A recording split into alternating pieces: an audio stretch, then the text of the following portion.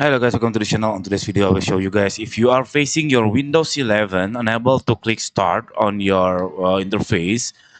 Sometimes it happens to Windows 11. The first thing you have to do first, if you don't want to restart your Windows 11, which is the most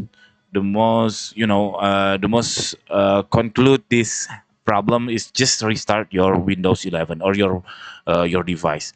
But if you don't want to restart, let's say you're already busy in some workflow, what you have to do, you just right click on on this start bar, just click Task Manager or press Ctrl Alt Del on your keyboard.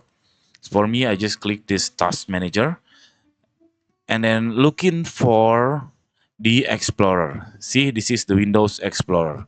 Looking for this one and then right click on it and then click restart.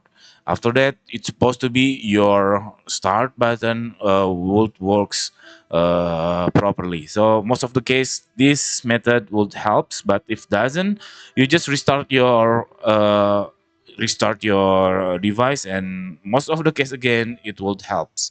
But if doesn't again, you can reinstall or revert your update of Windows 11. Thank you for watching. See you on the next video. I hope this video helpful for you.